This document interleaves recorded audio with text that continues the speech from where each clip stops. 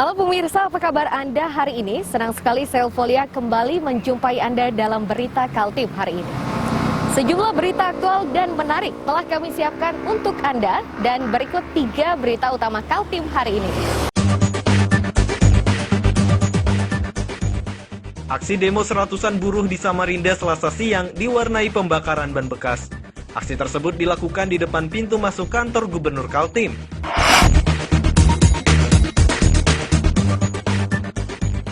Enam santri pondok pesantren Syekh Muhammad Arsyad Al-Banjari Penajam terpapar virus corona.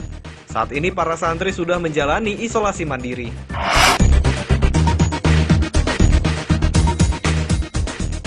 Mutasi jabatan di lingkungan pemerintah Kabupaten Penajam Pasar Utara akan bergulir. Rencananya mutasi mulai dilakukan pekan ini.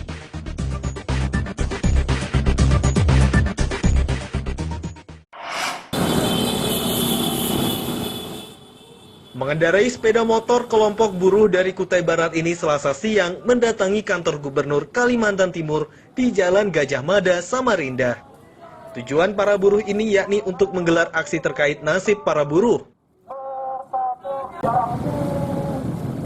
Aksi yang diwarnai pembakaran ban bekas di pintu masuk kantor gubernur itu, para buruh mengajukan 2 tuntutan. Tuntutan paling awal yakni menolak Undang-Undang Omnibus Law karena dianggap lebih berbahaya dari virus mematikan. Sedangkan tuntutan kedua yakni nasib sejumlah buruh asal Kutai Barat yang sudah lebih sebulan terlantar di Samarinda. Jadi kegiatan hari ini memang momen yang paling tepat untuk yang paling pertama kita menolak Undang-Undang Omnibus Law. Dan kenapa kita menolak? Karena Undang-Undang Omnibus Law adalah virus yang sangat mematikan bagi kaum buruh. Dan yang kedua, kenapa kami harus bersuara di kantor gubernur? Karena kami minta gubernurlah yang punya wewenang dan punya peranan penting untuk Kalimantan Timur mengambil memanggil pihak perusahaan.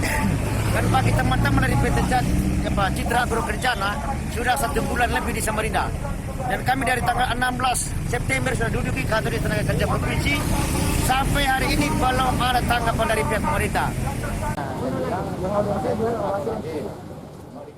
Dinas Tenaga Kerja yang mencoba memberikan masukan pada pendemo gagal mendapatkan hasil dikarenakan para buruh mendesak dipertemukan langsung dengan gubernur. Temukan tidak ada titik temu, maka keluarlah anjuran. Kan gitu, anjuran siapa yang merasa tidak ada berkeberatan, silakan mengajukan ke PAI. Itu kan sudah prosedur memang seperti itu. Nah, mereka menghendaki kita untuk menekan perusahaan. Tidak bisa, kami kan bisa. Aksi yang dijaga ketat oleh aparat keamanan itu berakhir dengan damai. Meski begitu, para buruh berjanji akan kembali turun ke jalan jika tuntutannya tidak ditanggapi. Amir Hamzah, Diki Zulkarnain, melaporkan dari Samarinda.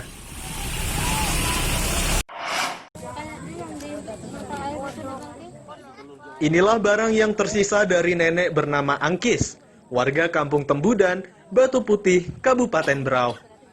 Barang berupa alat memancing dan sandal yang hanya tersisa sebelah itu ditemukan di sekitar lokasi nenek tersebut memancing. Sementara pemiliknya hingga Selasa siang, keberadaannya masih dilakukan pencarian oleh warga sekitar. Peristiwa yang menimpa nenek berusia 70 tahun itu bermula saat warga mendengar teriakan minta tolong pada Senin malam sekitar pukul 21 waktu Indonesia Tengah. Warga yang mendatangi lokasi tersebut gagal menemukan nenek tersebut kecuali alat pancingnya. Mengetahui hal itu, warga secepatnya melaporkan kejadian tersebut ke pos polisi. Dari pengakuan keluarga, korban memang kerap memancing di sungai yang lokasinya tidak jauh dari rumahnya. Biasanya korban memancing bersama iparnya, namun pada malam kejadian, korban memancing seorang diri. Kapan kejadiannya? Tadi malam. Kalau 10. setengah 10. Saat itu korban lagi ngapain? Mancing. Lagi mancing. Mancing itu ada anunya. Pancingannya mana, Bu? Talinya, sandalnya 1. Ketinggalan itu sandalnya 1 itu dibawa jam sama parang dia kayak di pinggangnya. Oh, sudah biasa dia mancing di sini, Bu? Setiap malam. Dia mancingnya tuh sendiri nggak, Bu? Sendiri, tapi orang banyaknya di sini. Sedangkan aku dulu tidak sakit otot sini. Di sana, sini. Nggak bisanya. Untuk menemukan keberadaan korban, petugas dibantu warga setempat masih terus melakukan pencarian dengan menyisir sungai di lokasi tempat korban memancing. Dugaan sementara korban tercebur ke sungai dan tenggelam. Amir Hamzah, Miko Gusti, melaporkan dari Kabupaten Berau. Saya tadi bilang, saya pakai, dia bentak saya. Ketegangan antara petugas gabungan dengan seorang wanita ini tidak bisa dihindari. Sebab ketegangan itu setelah wanita berbaju gelap itu marah pada petugas yang menghentikan laju kendaraannya. Wanita ini kesal lantaran dirinya mengaku buru-buru untuk urusan pribadinya. Ketegangan akhirnya mereda setelah wanita itu diberikan nasihat bahwa tujuan petugas hanya untuk mengingatkan tentang kewajiban mengenakan masker. Selain wanita tersebut, pada razia kali ini, petugas juga mendapati puluhan pengendara roda 2 dan 4 yang tidak mengenakan masker.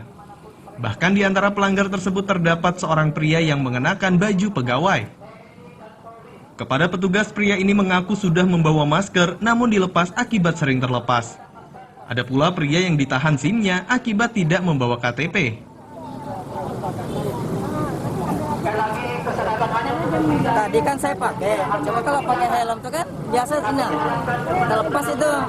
Jadi ya daripada tadi pas sudah macet-macet saya ambil aja, saya pegang gitu nah. Nggak sengaja kalau saya pakai terus Pak, insyaallah itu. Oh, siap. Makasih, Pak. Tadi kan ngambil SIM, aku kan naik motor ini, terus SIM-nya kayak apa? Coba, nanti ditilang gimana? Oh, SIM-nya ditahan? SIM-nya ditahan.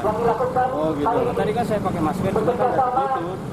Lupa tutup aja, nggak bisa napas kita masalahnya kalau ya, Jadi, ngambil SIM-nya kapan? ini baru diambil ini tadi.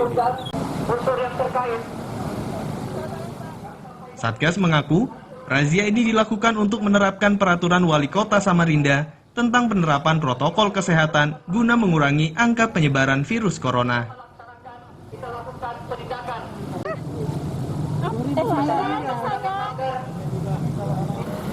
Untuk kegiatan hari ini kami sesuai dengan jadwal gabungan dengan Satpol PP Kota, TNI Polri, BPBD Kota, Kecamatan Kota Kelurahan untuk melaksanakan penegakan Perwali nomor 43 tahun 2020. Artinya khususnya warga masyarakat yang melintas jalan ini yang nggak pakai masker, kami stop, kami minta keterangan warga mana, namanya siapa, alamatnya di mana, sehingga untuk dilakukan penindakan. Sementara data terbaru kasus terkonfirmasi di Kalimantan Timur hampir mencapai 10.000 kasus. Dari jumlah tersebut, pasien tersembuhkan sebanyak 6.500 kasus, sedangkan angka kematian sudah ratusan kasus. Amir Hamzah, Diki Zulkarnain, melaporkan dari Samarinda.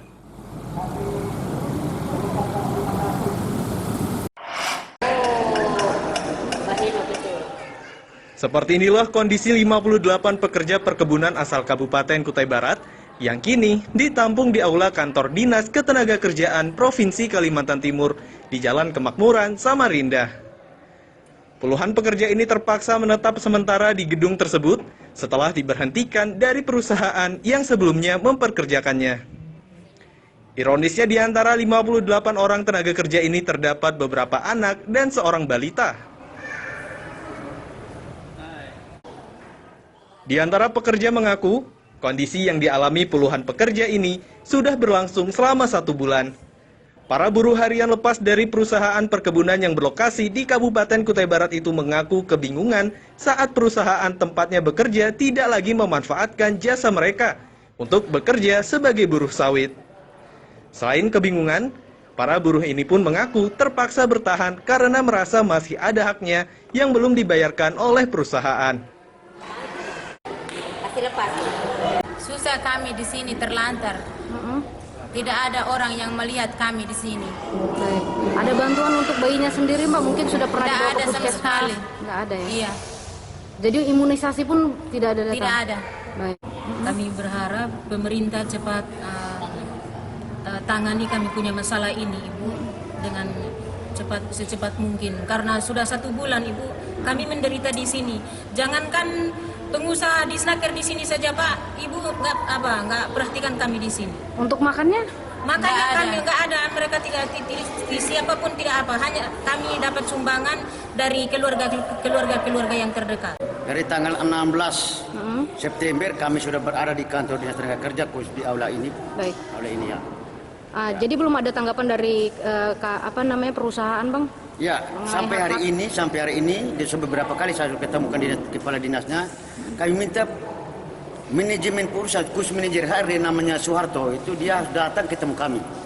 Karena selama ini sudah kurang lebih 3 minggu lebih kami juga tidak pernah kami ketemu. Untuk makan dari teman-teman sendiri selama di sini seperti apa, Bang? Ya, selama ini kami karena Serikat SPN kita siap backup masalah makan minum mulai dari tanggal 16 sampai hari ini kita posisi masih aman, terbaik dan semua makannya masih aman. Selain menunggu kejelasan upah yang hingga saat ini diakui belum diterima, para buruh juga berharap pemerintah Provinsi Kaltim berkenan untuk membantu memulangkan tenaga kerja ini ke asalnya di Nusa Tenggara Timur. Amir Hamzah, Nina Erlina melaporkan dari Samarinda.